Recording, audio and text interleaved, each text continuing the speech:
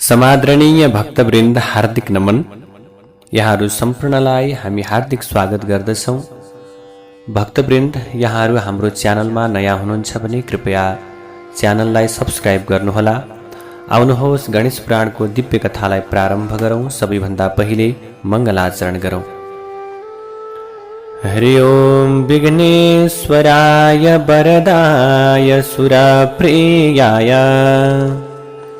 लंबोदराय सकलाय जगद्धिताय नागाननाय श्रुतियज्ञ विभूषिताय गौरीसुताय गणनाथ नमो नमस्ते। भक्तार्तिनाशन पराय गणेश्वराय सर्वेश्वराय शुभदाय सुरेश्वराय विद्याधराय विकटाय च वामनाय भक्त प्रसन्न वरदाय नमो नमस्ते। ओम गम गणपतये नमः। श्री गणेश पुराणम उपासना खंड अथ प्रथमोऽध्यायः। श्री गणेशाय नमः। श्री सरस्वत्यै नमः। श्री गुरुभ्यो नमः। श्रीमद् गणेश पुराण को प्रारंभमा सबैभन्दा पहिले महर्षि वेदव्यासले भगवान गणेशजीलाई सम्झिँदै मङ्गलाचरण गर्नुभयो। नमस्तस्मै गणेशाय ब्रह्मविद्या प्रदायिने यस्यागस्त्यायते नाम विघ्नसागर शोषणे। भगवान गणेशलाई म विशेष नमन गर्दछु। विघ्नका सागरहरू सुकाउनका निम्ति अगस्त्य ऋषि समान प्रभावशाली पवित्र नामले सम्पन्न विघ्ननाशक, विघ्न विनाशक एवं ब्रह्म विद्या का उपदेशक भगवान श्री गणेश का चरण कमलमा म प्रणाम गर्दछु, कोटि कोटि वन्दना गर्दछु भन्दै महर्षि वेदव्यासले सबैभन्दा पहिले मङ्गलाचरण गर्नुभयो। नैमिषारण्य नाम गरेको परम र पावन क्षेत्रमा जम्मा हुनुभएका 88,000 ऋषिहरूले सुतजी महाराजका समक्षमा प्रश्न गर्नुहुन्छ। ऋषिहरूले प्रश्न गर्नुभयो। सूत सूत महाप्राज्ञ वेदशास्त्र विशारद सर्वविद्या निधे त्वक्तो भक्तान्यो नोपलभ्यते। ऋषिहरूले प्रश्न गर्नुभयो। अत्यन्त समुन्नत प्रज्ञा द्वारा सुहाउनु भएका वेद र शास्त्रका विशेषज्ञ, सबै विद्याका निधि हुनुभएका हे सुतज्यू, शास्त्र र विद्याका विषयमा हजुरभन्दा विशेषज्ञ अर्को कुनै वक्ता छँदै छैन। जन्म जन्मान्तरको महान पुण्यका प्रतापबाट आज हामीले हजुर जस्ता सर्वज्ञ सज्जन र विद्वानको दर्शन गर्ने उत्तम प्रकारको फललाई प्राप्त गरेका छौँ। आज संसारमा हामी धन्य धन्य भएका छौँ। हाम्रो जीवन उत्तम जीवनका रूपमा परिणत भएको छ प्रभु। हाम्रा पिता पुर्खा वेद एवं शास्त्र तप र आश्रम व्यवस्था पनि अत्यन्त धन्य भएका छन्।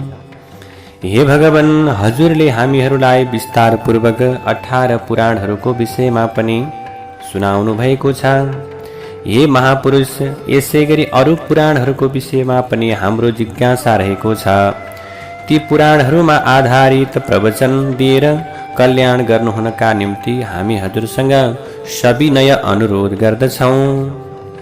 सौनक ऋषिको 12 वर्षसम्म चल्ने महायागमा हामी दीक्षित भएका छौँ। हजुरको कथामृतपान भण्डारको कुनै विश्रामको निम्ति हाम्रो उपाय छैन भगवान। यसरी 88,000 ऋषिहरूले 18 पुराणहरू श्रवण गरिसके पछाडि अब उपपुराणहरू पनि सुन्ने इच्छालाई जाहेर गर्नुभयो। गरिसके पछाडि सुतजी महाराजले भन्नुहुन्छ, हे उत्तम भाग्य भएका हे 88,000 सौनकादि ऋषिहरू, पुण्य कर्ममा प्रवृत्त हुनुभएका हजुरहरूले उत्तम प्रकारको जिज्ञासा व्यक्त गर्नुभयो। सर्वत्र समान दृष्टि भएका सज्जनहरूको बुद्धि निरन्तर लोकोपकारमा प्रवृत्त हुने गर्दछ। हे ब्राह्मण देवताहरू, मलाई पनि उत्तम कथाको अथवा भनौँ उत्तम प्रकारका कथाहरूको वक्ता भएर आदर्शको उपस्थापन गर्न पाउँदा ज्यादै नै सन्तोष लागिरहेको छ। तसर्थ उत्तम चरित्रले सुहाएका हजुरहरू जस्ता विद्वान श्रोताहरूका सामु मैले विशेष रूपमा शास्त्र र विद्याको विषयमा आधारित कथाहरूको प्रकाशन गर्नेछु। त्यसैले मैले यी प्रकारका कथाहरू हजुरहरूका समक्षमा वर्णन गर्नेछु। अन्यान्योपपुराणानि वर्तन्तेष्टादशै वचा गणेशं नारदीयं च नृसिंहादिन यथापि च। जसरी प्रभु 18वटा पुराणहरू रहेका छन्, त्यस्तै गरी 18वटा उपपुराणहरू पनि रहेका छन्। श्री गणेश पुराण, नारदीय पुराण र नृसिंह पुराण आदि सबै पुराणहरूको गणना गर्दा 18 महापुराण भन्दा भिन्नै 18 उपपुराण पनि रहेका छन्। सर्वप्रथम म हजुरहरूका समक्षमा श्री गणेश पुराणको विषयवस्तु प्रकाशित गर्दछु। मर्त्यलोकमा श्री गणेश पुराणको श्रवण अत्यन्त दुर्लभ मानिएको छ। भगवान श्री गणेशको नाम स्मरणबाट मात्र मानिस कृतकृत्य हुन्छ। भगवान श्री गणेशको प्रभुताको विषयमा सम्पूर्णतया बताउनका निम्ति शेषनाग ब्रह्माजी पनि समर्थ हुनुहुन्न।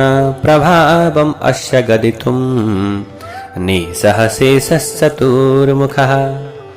त्यसैले यस्तो भए तापनि म हजुरहरूका समक्षमा हजुरहरूको आज्ञालाई सिरोपर गरेर संक्षेपमा आफ्नो ज्ञान अनुसार भगवान श्री गणेशमा आधारित श्री गणेश पुराणको वर्णन गर्दछु। अनेक जन्ममा अर्जित पुण्यले मात्र भगवान श्री गणेशको लीलाले भरिएको गणेश पुराण सुन्न पाइन्छ। पाखण्डी नास्तिक र पापीहरू अनेक प्रयास गर्दा पनि, अनेक प्रकारका प्रयत्न गर्दा पनि भगवान यसरी गणेश पुराणको कथा सुन्ने सौभाग्यबाट वञ्चित हुन्छन्। त्यसैले भगवान गणेश नित्य निर्गुण र अनादि स्वरूप हुनुहुन्छ। त्यसै कारण भगवान श्री गणेशको वास्तविक स्वरूप कसैले बताएर सक्दैनन्। तर पनि उपासनामा निरन्तर लाग्ने मानिसहरूले उहाँको स्वरूपलाई जान्ने इच्छा गर्दछन्। त्यसै कारणले म सर्वप्रथम भगवान श्री गणेशको निर्गुण स्वरूपको विषयमा प्रवचन गर्दछु। भगवान कस्तो हुनुहुन्छ भने ओमकार रूपी भगवान यो वेदादौ प्रतिष्ठितः। भगवान श्री गणेश ओमकार रूपमा हुनुहुन्छ।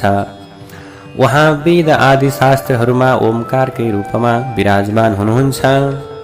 भगवान श्री गणेशलाई मुनिगण इन्द्र आदि देवताहरूले पनि हृदयमा सम्झिने गर्दछन्, स्मरण गर्ने गर्दछन्। ब्रह्मा, शिव, विष्णु र इन्द्रले जसको निरन्तर आराधना गर्दछन्, जो सम्पूर्ण संसारका कारण हुनुहुन्छ, ती भगवान श्री गणेश सबैका कारणका पनि कारण तत्व हुनुहुन्छ। जसको आज्ञा प्राप्त गरेर ब्रह्माजीले जगतको सृष्टि गर्नुहुन्छ, विष्णुले जगतको पालन गर्नुहुन्छ र भगवान शिवजीले संहार गर्नुहुन्छ। भगवान श्री गणेशको आज्ञाका वशवर्ती भएर सूर्यनारायण निरन्तर आकाश मण्डलमा भ्रमण गर्नुहुन्छ। जसको आज्ञा पाएर पवन सर्वत्र के हुन्छ विचरण गर्दछन्। जसको आज्ञा अनुसार जल तत्व सम्पूर्ण विश्वमा फैलिएर रहन्छ। जुन भगवान श्री गणेशको आज्ञाबाट ग्रह नक्षत्रहरूले आफ्ना किरण संसारमा फैलाउँछन्, जुन भगवान श्री गणेशको आज्ञाबाट अग्नि देवता स्वर्ग, मर्त्य र एवं पातालमा प्रज्वलित भएर बन्दछन्, ज्वाजल्यमान भएर रहन्छन्, त्यस्ता ती परमेश्वर भगवान श्री गणेशको अत्यन्त गुप्त र गहन चरित्रलाई आजसम्म कसैका सामु पनि प्रकाशित गरिएको छैन। यसरी सुतजीले भन्नुहुन्छ, म आज हजुरहरूका समक्षमा आदरपूर्वक त्यो चरित्रका विषयमा प्रकाशित गर्दछु। हे ब्राह्मणहरू, भगवान श्री गणेशको त्यो पावन चरित्र हजुरहरूले आदरपूर्वक श्रवण गर्नुहोस्। सर्वप्रथम ब्रह्माजीले आफ्ना अत्यन्त तेजस्वी शिष्य वेदव्यासलाई यो चरित्रका विषयमा बताउनु भएको थियो।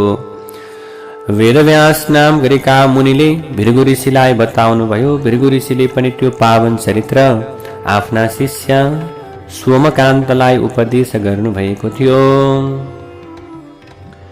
व्रत यज्ञ तपस्या दान र तीर्थाटनद्वारा जसले कोटि पुण्य आर्जन गरेको हुन्छ, ती भाग्यशाली साधकहरूमा बुद्धिमा मात्रै भगवान श्री गणेशको चरित्र र गणेश पुराणको श्रवणमा जिज्ञासा पैदा हुन्छ। त्यसैले संसारको ऐश्वर्य, पत्नी, सन्तान, भू सम्पत्तिमा जसको आसक्ति हुँदैन, ती पुण्यवान मानिसहरू मात्र मयूरेशका नामबाट प्रसिद्ध हुनुभएका भगवान श्री गणेशको पुराणलाई अथवा भगवान गणेशका लीलाहरूलाई भगवान श्री गणेशको पुराणामृतपान गर्नमा आधारपूर्वक लालायित हुन्छन्। त्यसैले मैले सोमकान्त नाम गरेका प्राचीन राजाको कथा प्रसङ्गबाट हजुरहरूलाई मयूरेश भगवानको महिमाका विषयमा बताउँछु। हजुरहरू ध्यानपूर्वक श्रवण गर्नुहोस्।